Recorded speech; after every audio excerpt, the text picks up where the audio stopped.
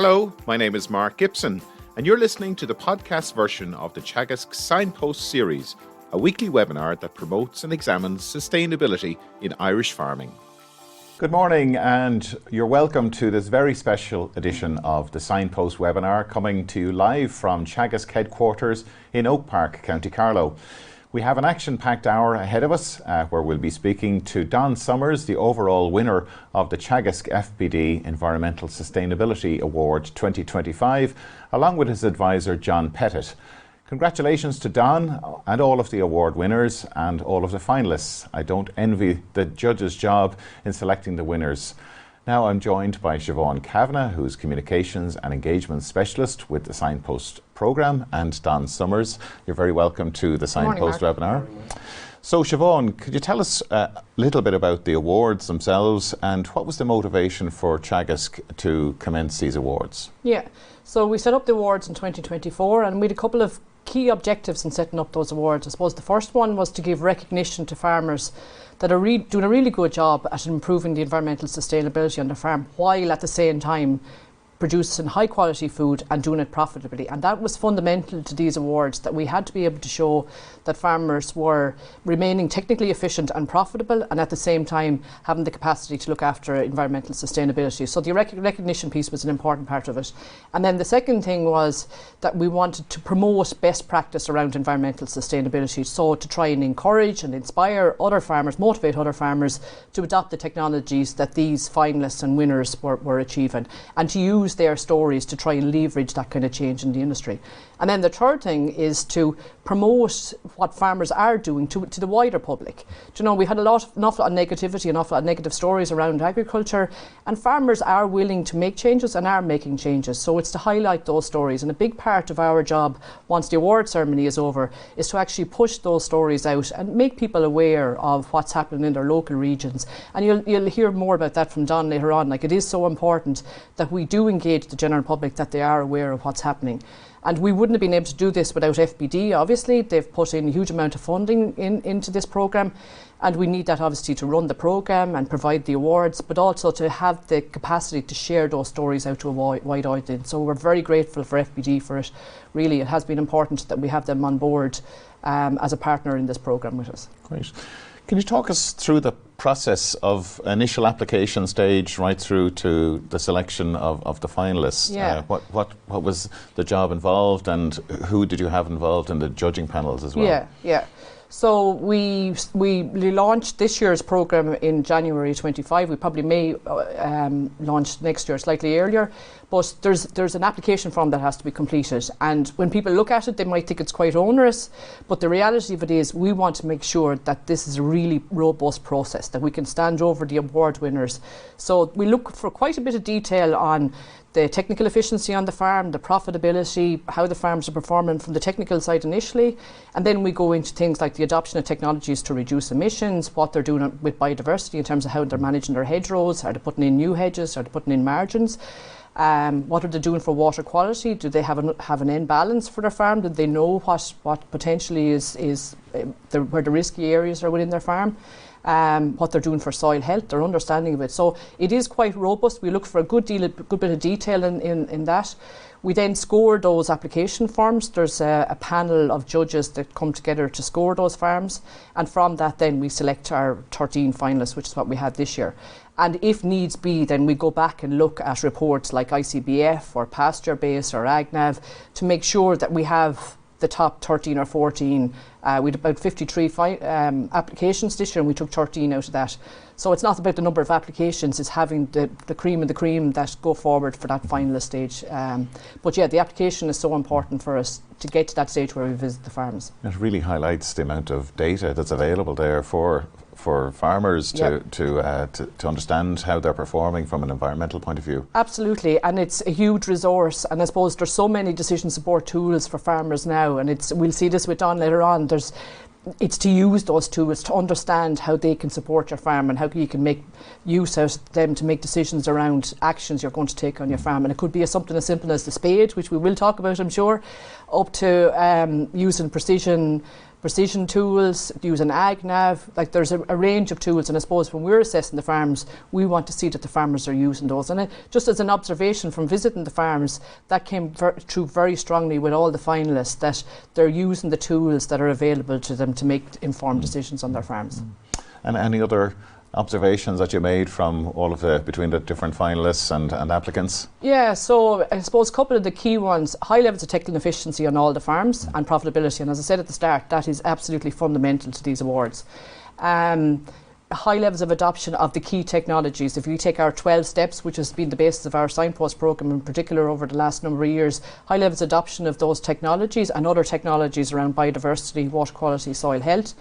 But they've gone beyond that. So we had really good examples of solar panels being installed, biomass boilers, rainwater harvesting, diversification into agroforestry. Our diversification winner this year had put in hazelnut trees to harvest hazelnuts. There's a shortage of them.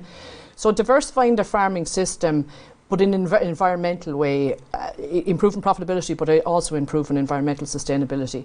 The other thing, we saw some really nice cases of good collaboration between different enterprises, and Don may mention this later on. You know, dairy farmers working with with tillage farmers for exchanging organic manures. We'd one particular farmer last year, a tillage farmer, who was taking in manures and selling back the silage to that dairy farmer. And then we had a really good example of a dairy farmer working with a dairy beef farmer to improve the quality of the calf. So having a say in the dairy beef index, so that the quality of the calves that was coming to the dairy beef farmer was improved. And obviously that has knock-on effects in terms of reducing our aged slaughter, which is one of our key technologies around reducing emissions. And I think what was really came through on all the farms we visited, and you'll never pick it up in an application form, is the farmers are enjoying what they're doing, and they're enjoying seeing the results of that. Like Aidan Maguire spoke at a conference for us this week, and he's talked about the health benefits from the forestry on his farm. Like, he likes to go down there, it's a bit of quiet time, it's time to himself to reflect on, you know, what's important in life. Other farmers would have talked about being more aware of birdsong on their farm that they wouldn't have noticed in the past. There's huge pride in taking on these technologies and doing it environmentally right, but also have an economic benefit to the farm. So, and the other thing, and I'll finish on this one, is they were all very interested in education and learning and understanding more about what they were doing and why they were doing it. And it was one of the big things for Don, for us. Don understands why he's doing what he's doing. And I thought we all felt that was so important. And you don't get on that unless you visit the farms. A lot of them would have talked about surrounding themselves by positive people, getting involved in discussion groups, being prepared to learn from other farmers. And Don would say this as well, that it's important to learn from other people, both the good and the bad. That education piece was strong on all of our finalists across the 2 years on the programme. Part of the process was a farm walk, a farm visit. What were the criteria that you were looking out for during those visits? Yeah. So absolutely, the farm visit was fundamental to this. Like, there are awards programs in the past where they haven't visited the farms. I think you need to actually meet the farmer so that you get that understanding that they get what they're doing, or they understand why they're doing it. So the farm visit was fundamental. We would have had expertise across all the enterprises, and that was important because we were dealing with so many enterprises. And then we would have had specialised people, say Bernard Hyde from the EPA was on greenhouse gas emissions, Aoife Leader from UCC was on biodiversity, and then our own Cathal Summers was on water quality and soil health. And what we're looking for is farmers making progress in terms of adopting the technologies across the key areas. So technical efficiency and profitability was the fundamental one, but then moving on from that, are they adopting the technologies to reduce emissions? Are they adopting technologies to enhance biodiversity on their farm? So hedgerow management, margins, field size, all that type of thing.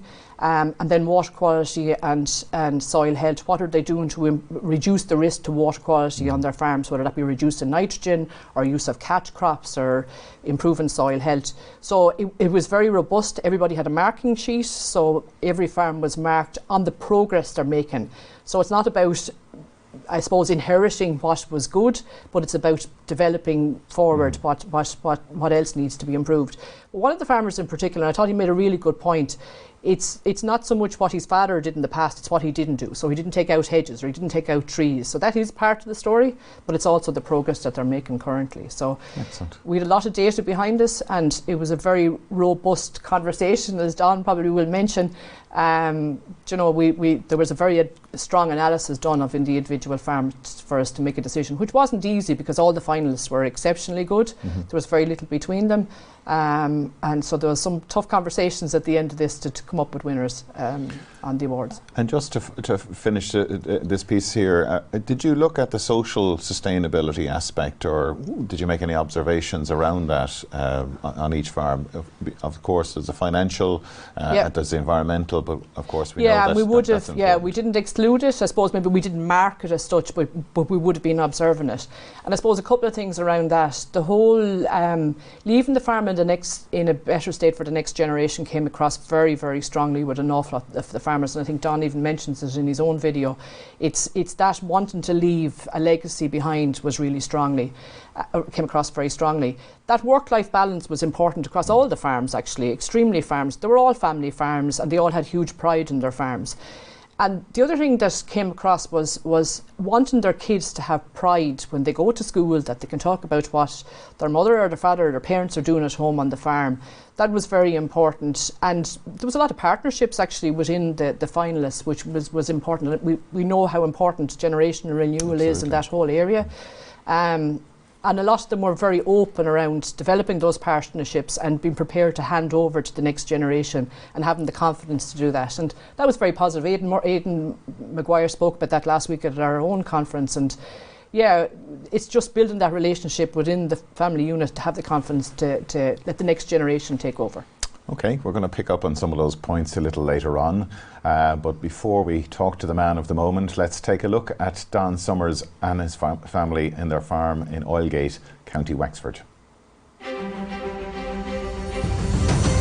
My name is Don Summers. I'm a tillage farmer from County Wexford. I farm in partnership with my uncle, and we farm approximately 180 hectares. It's all cereals. We have a rotation of oilseed rape, winter wheat, winter barley, spring beans, spring oats, and we have a small amount of combi cropping of peas and beans together as well. Over the last probably 8 to 10 years, we switched to a min-till system, but as part of that we also started chopping and incorporating straw. We started using more organic manures, and we have a big focus on our soil health, our soil fertility, and reducing our dependence on chemical fertilisers. The most important tool is a spade. When I do get out the spade and look, firstly looking at how the soil crumbles up. Does it break up into large jagged sections which shows compaction, or does it crumble up nicely? In 2018 I was able to avail of a TAMS grant. We fitted a yield mapping system to the combine, and with that then we were able to start mapping our yields and looking at how different parts of the fields yielded in different years. We have predominantly escaped hedgerows, so we try to maintain the hedgerows, let them get tall. We cut back the sides a bit, to make it possible to farm the land. We've done a number of measures over the last couple of years too with water quality, trying to reduce our impact on the slaney.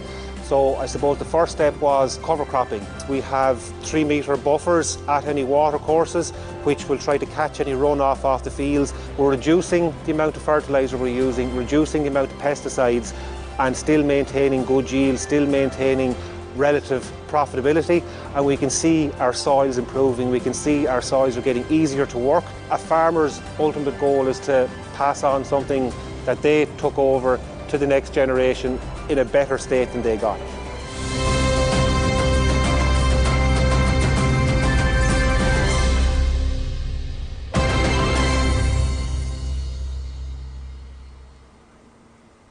And that was Don Summers on his farm in County Wexford. What a beautiful part of the country. Don, you're very welcome to the webinar. Thank you, Mark. First off, congratulations, Don. A great win for Wexford and your family. Could you tell us about the significance of this award for you personally and for your farm? It's far more significant than I ever expected it to be. To be honest, I never expected to be sitting here as the award winner when I filled out the application form. I I don't know why I did it, but I just did it. But yeah, since the awards, I've been shocked and pleasantly surprised by the amount of people that congratulated me, but also my family, but my parents, my uncle who I farm with, my son who's in the local school. He came in from school the following day after the awards, and his class had made him a card for me saying congratulations, and all the pupils and the teachers had signed it. And you know, it was really personally significant to me to see how, you know, the local kids had, you know, a sense of pride that one of their you know, local people had won an award. So yeah, no, it has been made massively significant to me. Brilliant. And no, it's great to see those images and that pride, as you say there, because it is so important that we, well, it's important to recognise the really good work that you have been doing over the years. I think a lot every farmer is doing good work, but very few of us get recognised for the work we're doing. So, you know, it does mean a lot to have that effort recognised. And could you tell us about what has motivated you, Don, to go down this path of more sustainability, or focusing on the sustainability, and obviously there's the economic dimension there to that also? Yeah, well, as a farmer, and particularly a tillage farmer, most of what happens on my farm is out of my control. It's down to the weather. So we're completely influenced by the weather and the climate. There's only maybe 10 or 15% of it we can control. The rest of it's down to weather. So we're affected by climate, and it would be naive of me to think that, you know, what I do on my farm will have no impact. I have to be prepared to do something, and that was, you know, part of the reason. But there's none of the measures I do on my farm that were done purely for environmental reasons. All of the things that I do on my farm are, you know, they're motivated by a financial benefit and have an environmental benefit too. But there's nothing that's costing me money. They all have, you know, a small or a medium or large cost or you know, benefit, economic benefit to my farm. So it's important that if I try doing something that's environmentally sustainable, that it's not leaving me out of pocket, or that I am financially worse off as a result, because at the end of the day, it is a business. I do need to make a living, and if I want to continue to do this and continue to farm in an environmentally sustainable way, I have to be doing it in a financially sustainable way. Great. Well, we're going to pick up on more of those points in our discussion a little later on. Now we're delighted to be joined by Don's Teagasc advisor, John Pettit, who's going to tell us about the important practices that Don has implemented on his farm that are making a real difference to the local environment. John. Thanks, Mark. Firstly, I'd like to recognise the contribution of my colleague John Mann to the presentation, who's Signpost Tillage Advisor. So Don Summers, then Don's farm profile. Don farms 183 hectares collaboratively with his uncle Jim in a village called Oilgate, which is roughly 10 kilometres south of Enniscorthy in Wexford. All the land farmed is within an 8-kilometre radius of Oilgate. There's a mix of winter and spring crops grown on the farm. So crops include winter oilseed rape, winter wheat, winter barley, winter oats, spring beans, spring barley and spring oats. Don has been min-tilling with a tine cultivator since 2018. And again, there's a major focus with Don on soil health and nutrient use efficiency. Improving water quality on the farm. So there's a big focus on, first of all, retaining nutrients on the farm. Right? So buffer zones are widely used on the farm, so where they're required, they're implemented. So you're preventing the loss of phosphorus and sediment to drains and ultimately to water bodies. There's also catch crops drilled on the farm. So 100% of the area destined for spring cropping will be catch cropped. A catch crop essentially ensures that nitrogen is uptaken from the soil and it's less prone to being lost to groundwater and surface waterways as well. Again, as I was saying, there's a major focus on the farm on soil health. Soil health can be directly linked to water quality itself, right? So a healthy soil poses less of a threat to water quality, right? In that you're less inclined to have sediment loss, less inclined to have phosphorus losses to water bodies, and also nitrogen will be better utilised because the yield potential of crops is greater as well. So to improve soil health, the things that Don has implemented on the farm. 50% of the cropped area on the farm, the straw is actually chopped on it, right? So it's reincorporated back into the soil, adding carbon and organic matter back to the soil. On the other side then, Don in recent years has started to import manures. So again, manures are a very valuable nutrient source. It allows them to avail of a valuable nutrient source while also saving money. But organic manures at the same time as well, they also improve soil health in that they're a valuable food source for microorganisms, earthworms and whatnot in our soils. Catch crops as well improve soil health. So you've got a plant that literally is like an umbrella over your soil. You don't have the same rain impact, you have less soil slumping, soils are easier to cultivate come the springtime, but more importantly you're actually adding a valuable source of carbon back to soils as well and increasing the overall soil carbon pool. Minimising soil compaction. So again, when soils are due to be cultivated, whether it's for a winter or a spring crop, Don will not go into a field until such time as the soil is fit to be cultivated. So he makes every effort to ensure that he doesn't have a negative impact on soil structure. Right? At the same time as well, Don also has permanent tram lines on the farm. So with the use of GPS, he's able to use that his tram lines are in the same position within the field every year. So you're minimising the amount of compaction that occurs across the field.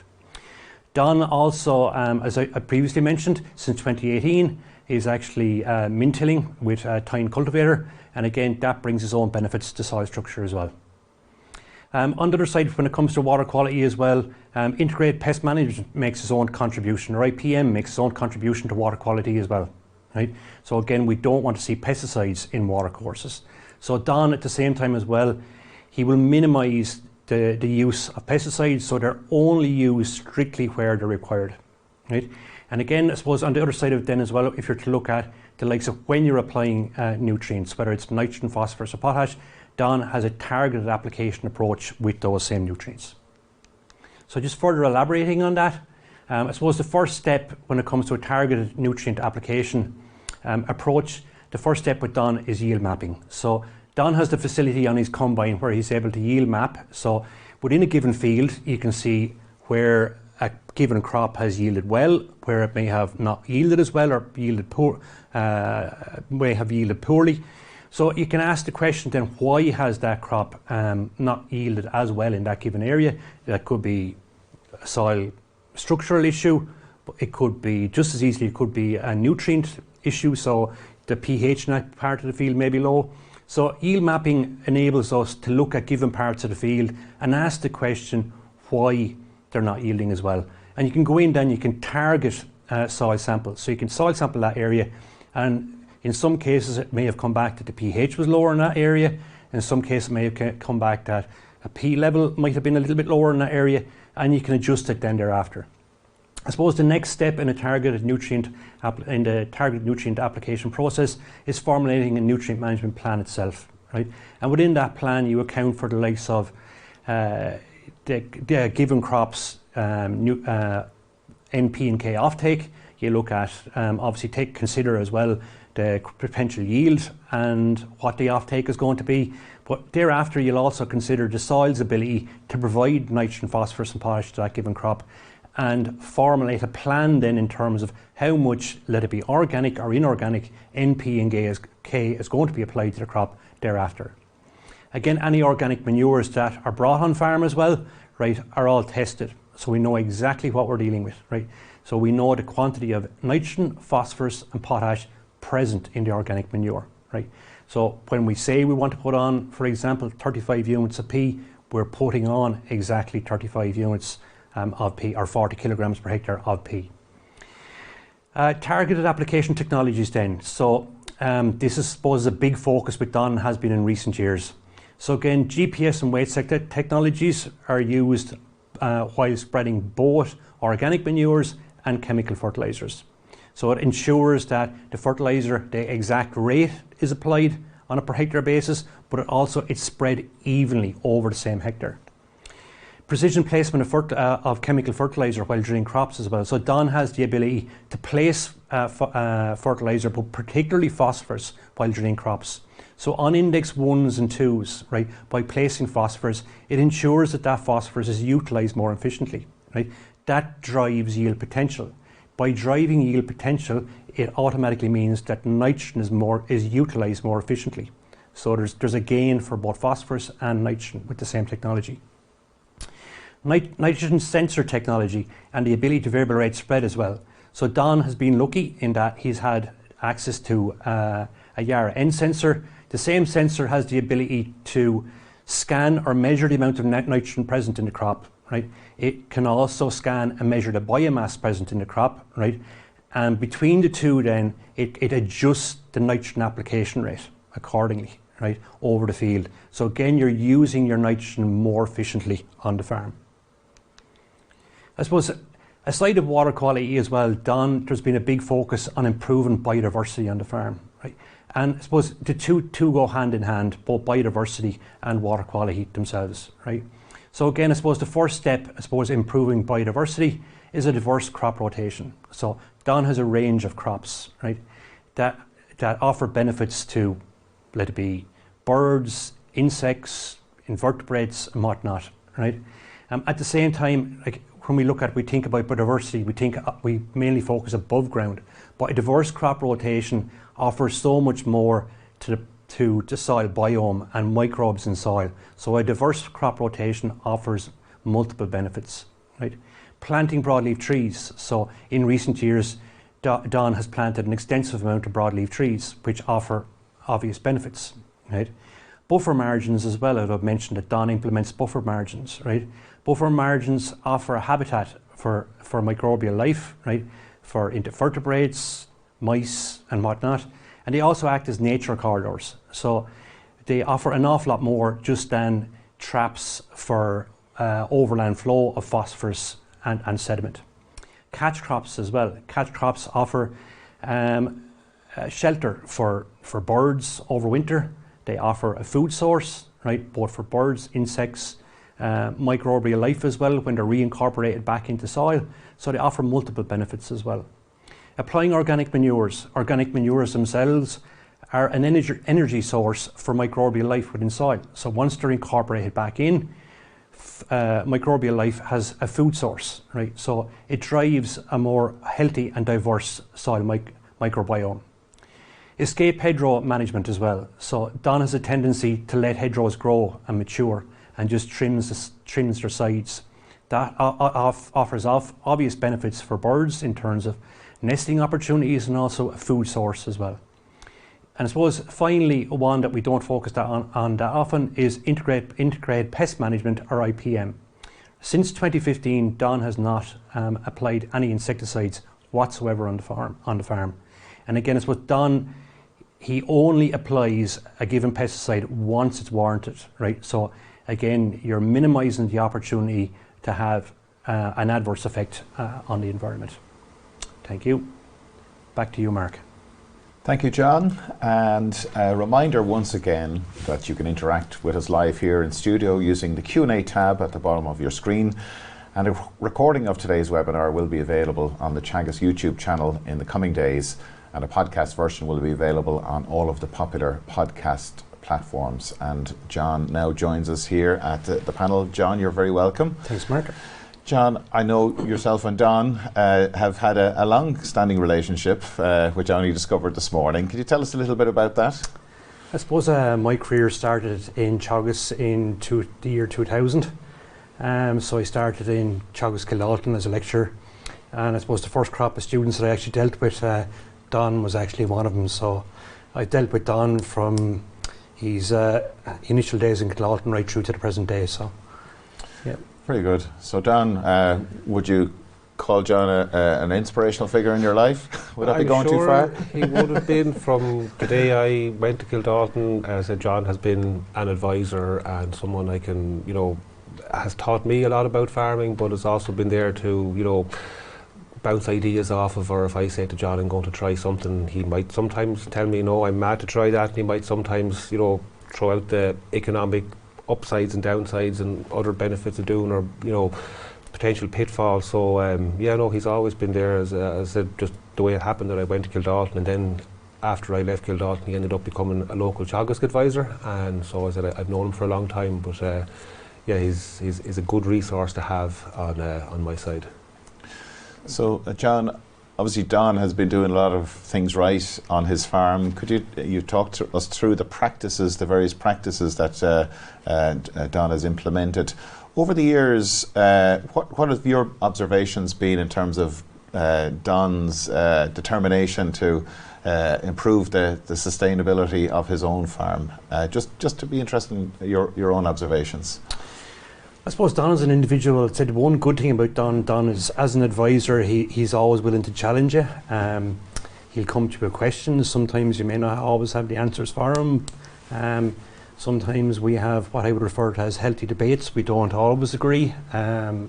And there's a learning process in that as well. That's hugely important as well. We don't always have to agree. And I suppose most importantly, we have to challenge one another as well. So there's benefits for Don in that, but there's also benefits for me as well as an advisor and me developing my own knowledge base and skills as well. I suppose Don is never afraid to ask the question, what can I do better? What should I be doing? Is there something that I should be doing or looking at? And I suppose this is a conversation we've had over years, and Don would have had implemented Mintill. I suppose our organic manures would have been brought on board in recent years, and we broke it down, looked at the financial benefit of everything as well. So Don earlier on alluded to the fact that everything is looked at from a financial perspective as well, and it has to make financial sense. So every move you take when it comes to business, and that's not just farming business, it's any business, it has to make financial sense as well.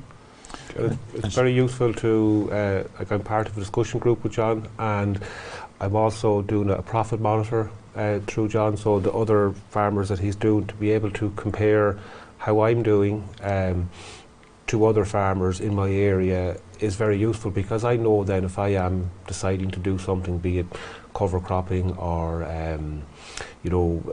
chopping my straw, financially what is the impact of that on my farm. And once I know that there's no negative financial impact, sometimes there's a positive financial impact, but knowing that means you can make better decisions, more informed decisions, and know what is it costing me or what is it bringing to the table economically, not just environmentally. I mean, sometimes the environmental things can be overstated, sometimes they can be understated, but it's easy to make a decision or to continue to do a practice once you know it's not costing me money.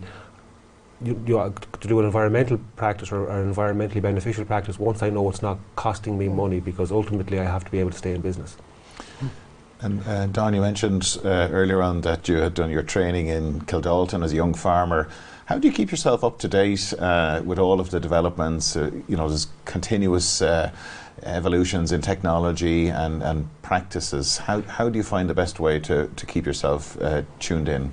There's loads of resources out there. I mean, you could be looking at something on YouTube or something like that, but often they're given to you by a vested interest, so the person selling the product. I find the best way to learn is from other farmers, be it through a discussion group, going on a farm walk.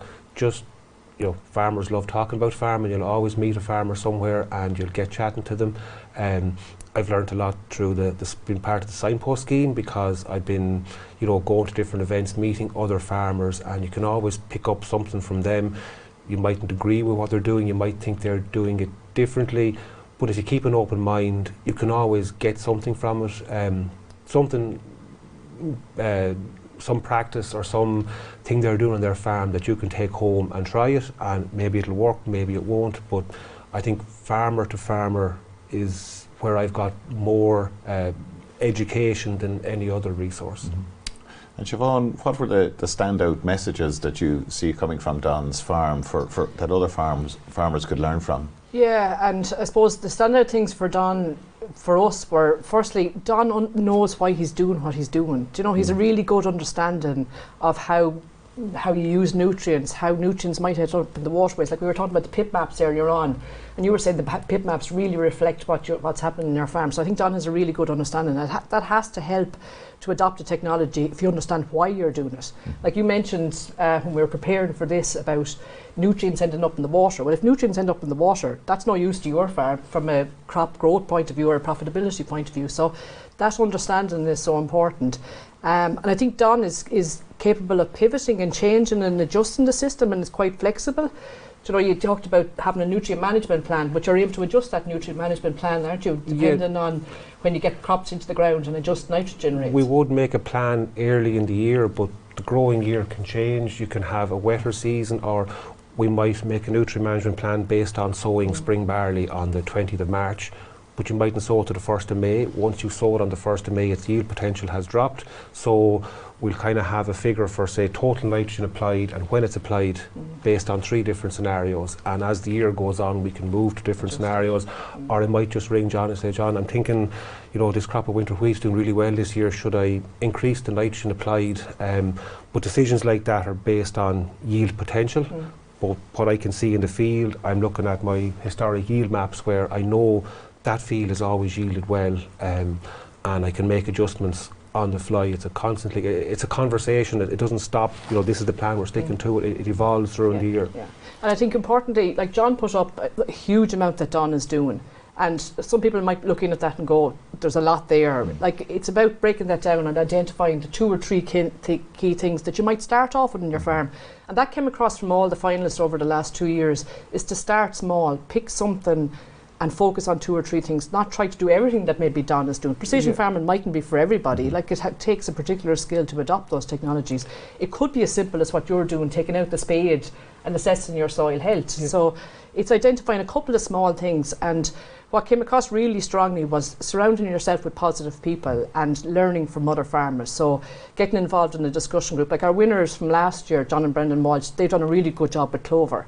And they found from being in a clover discussion group gave them the confidence to reduce nitrogen on those swards. So it's the discussion groups, it's learning from other farmers. We know from research that learning from other farmers and visiting farms like Don's are so important, but it's starting small and identifying a couple of key actions, I think, is important. I think what Siobhan said there about picking something small, pick something small, and when you're confident that you are implementing that well, add another layer, add another layer. Like, I didn't start out where I am. It's been a journey over a number of years. I'm far from at the end of that journey, but by keeping adding other layers, and you'll have to tweak the plan and work it. But start small, but it constantly evolves and improves then.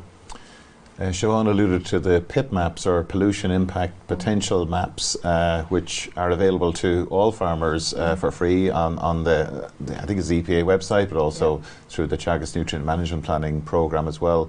And you were telling me earlier how accurate you thought that those maps were for your own farm. Yeah, my ASIP advisor came out and we were having a conversation about water quality and the things that I'm doing on my farm, and he produced these PIP maps, and I didn't know what's a PIP map. It's a pollution impact potential, but he showed me the maps, big, A3 maps or whatever, or sorry, A2 maps, and I was a bit sceptical at first, but when I saw the pathways that water, when it kind of zoomed in on my fields, they were surprisingly accurate. And as far as I know, these were done up a number of years ago, a good number of years ago, but it did highlight to me, if the water is leaving my farm via this way, well, if I can install a grass margin here to slow down the flow of water and let the nutrients and the sediment settle here, they're not ending up in a water course, but they're also still in my field. As Siobhan said earlier, I think it was all the nutrients that leave my fields and end up in a water course, they're very expensive, and if they're not in my field, I have to replace them at a cost. So if a catch crop can hold on to nutrients, they mightn't all be available for the current crop, but at least they're still in my field. I'm building soil fertility. I have noticed that from soil sampling for the last 20-something years that I've been doing and my father was doing previously, our indices for P and K have been rising better than they were in the past since we started doing the likes of mint hilling and cover cropping.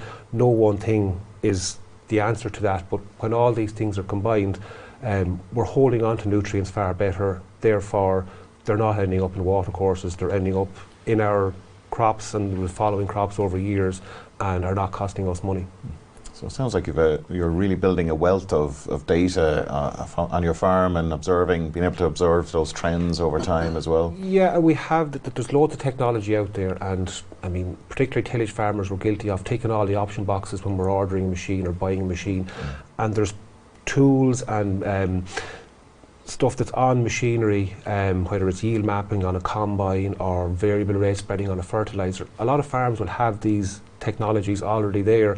It can be a little bit scary to take the first step to using them, but I mean, I remember someone telling me years ago that if you're not measuring something, you can't save it. So by measuring what's coming off particular parts of the field, I can see, you know, if a high yielding part of the field warrants putting extra fertiliser on it, extra nitrogen on it. If there's a low yielding part of the field, if a soil test shows it's not a nutrient deficiency, it's just a natural restraint, whether it's the soil type or whether it's shaded. I mean, there's no point. Extra fertiliser won't solve the problem if it's not a nutrient deficiency. So reduce the fertiliser where it can't be used, apply it where it can be used, and by doing that, like, we are saving on fertiliser costs.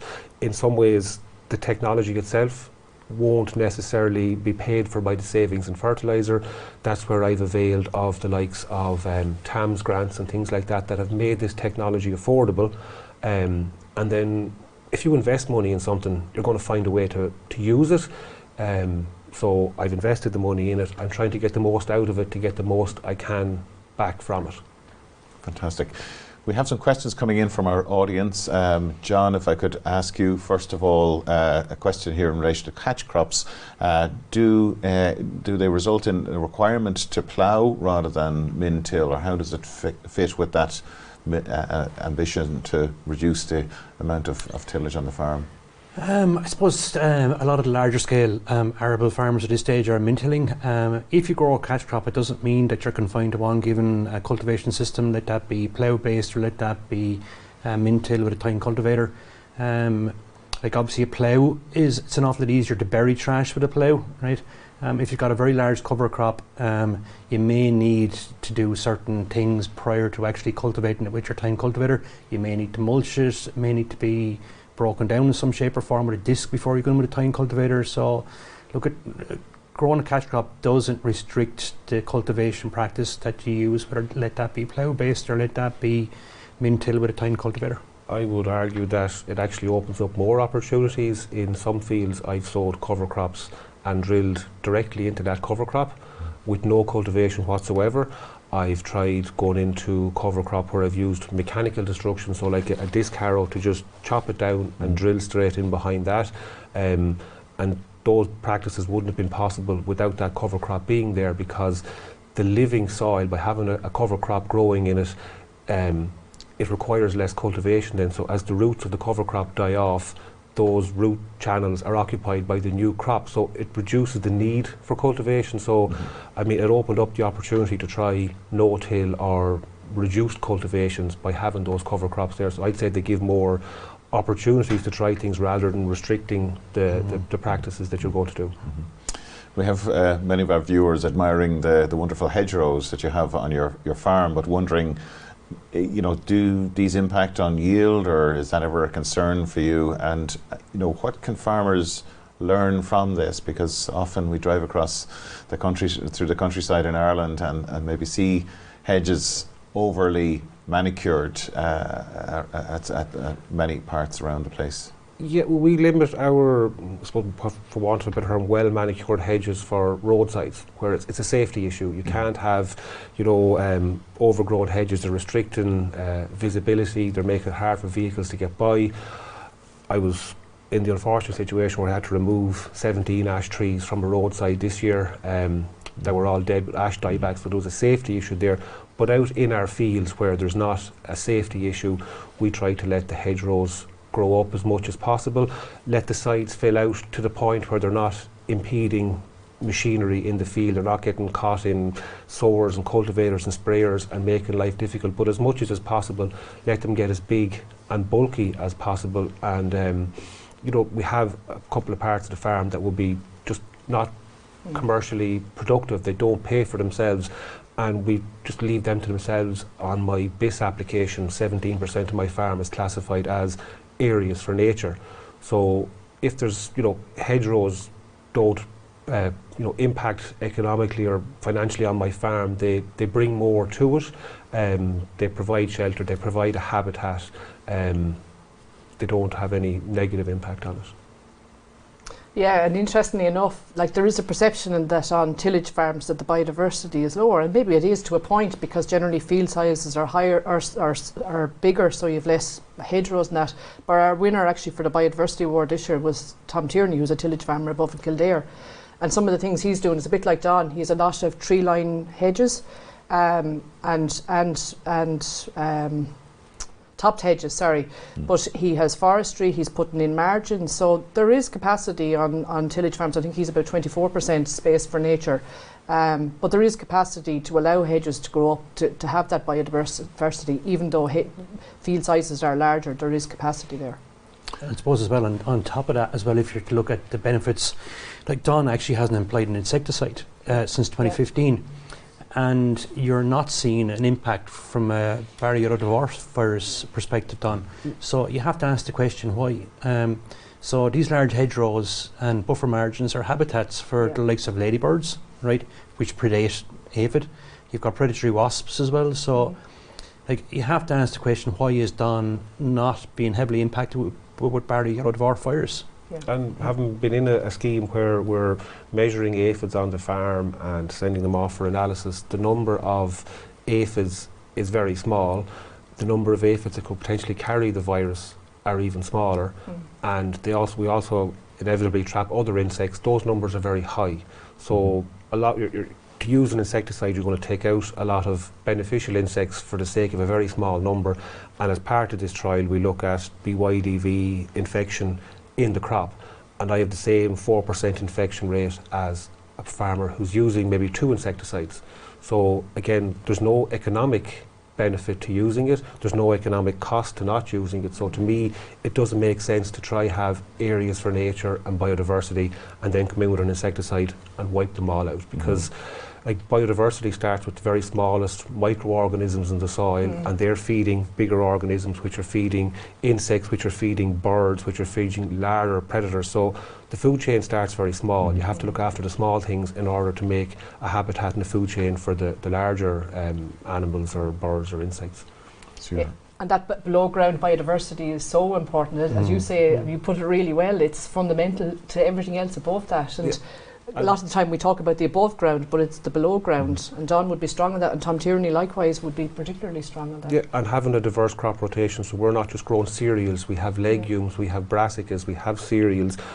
By sowing cover crops, we're introducing other species which feed different things. Different species of plants are feeding different things in the soils, and then if you have hedgerows with more diversity in it, you know, all these things are all connected. There's no one thing in isolation. All these things feed other parts of it. Don was telling us he was bought a spade as a present. Yeah, well, I've always had a spade, but I think you might have seen the video there. There's a bit of tape holding the handle onto it. So yeah, I've been given my wife got me a good quality spade. So it is a very important tool on the farm, just to go out, dig down, see what's going on in the soil, see are there earthworms present, are there signs of microorganisms, and so I think it's referred to as a VEST test. But in its most basic form, it's going out, dig down, see what's happening under the soil. That might dictate that, you know what, this field is not dry enough to go in and cultivate and to start, so hold off, or do I need to do a remedial action? Sometimes where I dig down with the spade will be dictated by the yield map. We look at the yield map, why is this part of the field not yielding? The spade might tell you why it's not yielding. So yeah, it's a very simple tool, and back, a number of years ago when I was looking into mint hill, a person who had far longer than me told me, forget about spending money on all these fancy implements. The spade is the one the most important one you can have. It's also the cheapest, like they're not very expensive, but they can tell you more. And another thing I was told then was knowing when to do nothing is more important than knowing when you should do something. Knowing when, no, it's not time to go yet, wait, give it more time, it needs to dry more, I need to do this, all that's told you by getting out with a spade. Yeah, there's continuous decision making, and I suppose there are supports there, John, from a decision support point of view. Could you tell us about some of the supports and tools that are available through the advisory service for farmers who are interested in becoming more sustainable? I suppose the first one, Mark, and again Don has referred to on numerous occasions, is a nutrient management plan itself, right? And it's not a new technology, it's a very old technology actually. But when I refer to a nutrient management plan, I'd always refer to a detailed plan. It's not something that you pick up and what you take from it. Some farmers may take how much nitrogen am I allowed to purchase, how much phosphorus am I allowed to purchase, and that's all they want to know, right? But in Don's case, Don looks for so much more. Don, he wants to know what he's allowed to purchase. He's perfectly well aware of where his limits are from a nitrogen and phosphorus perspective, right? But he also knows where that should be used to get the best bang for his buck out of it as well. So nutrients are always used extremely efficiently with Don. And again, it's not just NP and K. Don will look at micronutrients as well, the likes of where he's got manganese deficiency issues, where he's got zinc deficiency issues. Don in his head will always have an idea, right, 2 years down the road, John, we need to put a bit of lime on this field. He's totally not really aware of his own scenario. Right?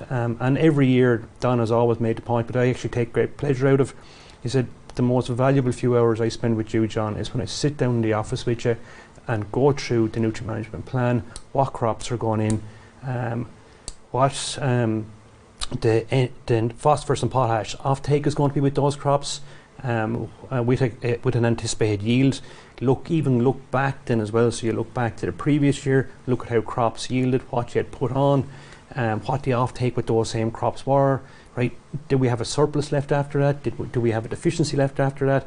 And you may rectify that in the current year then as well. So a nutrient management plan with Don is not simple, it's detailed, but that's what Don looks for, that's what Don gets. I might go in to do the nutrient management plan with an idea in my head, and like, it's not an hour, it's a 2 or 3 or 4 hour process, but having talked to John, who is one step removed, can take a more objective view than I'm looking at it purely up close. Having had that conversation, I might have not completely, but have changed or evolved my plan of what I'm going to do. So yeah, it is a very worthwhile, not just having the plan, but the conversation with your advisor as to what the plan should be. Yeah, and I think when you talk about the decision support tools, I kind of would categorise them into 3 types. You have the programmes that we have available to us, so that's the Signpost Advisory Programme. Don is a Signpost demonstration farmer first. You have the asset programme, so they're 2 very specific programmes that farmers can get support from. And then you have the decision support tools, which John talked about. I suppose the most recent one is AgNav, which Tillage has been incorporated in, which is a fantastic resource and something we've been building on. And then you have the incentives, and when you look at what Don has done, he's taken advantage of those incentives over the last couple of years, whether it be TAMS, whether it be the straw incorporation, the water EIP and the catch crops, protein crops, acres. So it's about looking at those incentives, and I had to do an article on this recently myself. There's a huge amount of incentives that are there available to farmers, and it's about identifying the ones that are suitable for your farm. So there's plenty of support there and decision support tools. It's a matter of tapping into them really. I suppose then working with your advisor to understand what is available. Yeah. And I suppose there's one as well that we can't forget, Mark, and Don has alluded to on numerous occasions as well, and that's profitability. So a profit monitor, like, and I suppose you can look at all the measures that Don has implemented, and you could say, well, how is that affecting his bottom line?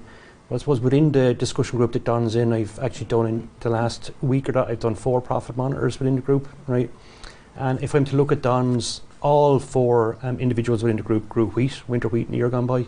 Don's yield of winter wheat is actually the highest among the 4, right? And even when I look at Don's bottom line is extremely favourable in comparison to the remaining 3. So what Don is doing, like, it's not having a negative impact on profitability. If anything, it's having a positive impact. And even when you're talking about profitability, all tillage farmers are comparing, how many tonnes to the acre did your crop do? Tonnes to the acre doesn't necessarily equate to profitability. For example, on my crops of spring barley, I'm using organic manures, and they're making up approximately 60% of the nitrogen it gets. They're making up about 50% of the P and 100% of the K. And there's a massive saving to be made there. So when you actually look beyond the yield and see how they compare, look at the profitability, if my costs are much lower and my yields are comparable, that's an environmental measure that's making me far more profitable, not just by reducing my reliance on chemical nitrogen. And just on that, Don, do you think that there's greater opportunities there for cooperation between livestock and tillage farmers, and how do you think that could be better supported? There's definitely massive opportunities there, because ultimately we're all interdependent. I'm producing 60% of what I produce ends up as animal feed, which is required by the livestock sector. They're producing a waste, but they're buying straw off me as well. They're producing a waste product which I want to get onto my farm, as in organic manure, to build organic matter levels in my soil. What I do with a number of farmers in my locality is I will swap straw for dung. So I sell an amount of straw. not everyone wants to do it, but there's some farmers that say, you take my straw at no cost and give me back the farmyard manure, which I then spread in my field. So it's mutually beneficial. The likes of the poultry manure that I import onto my farm, those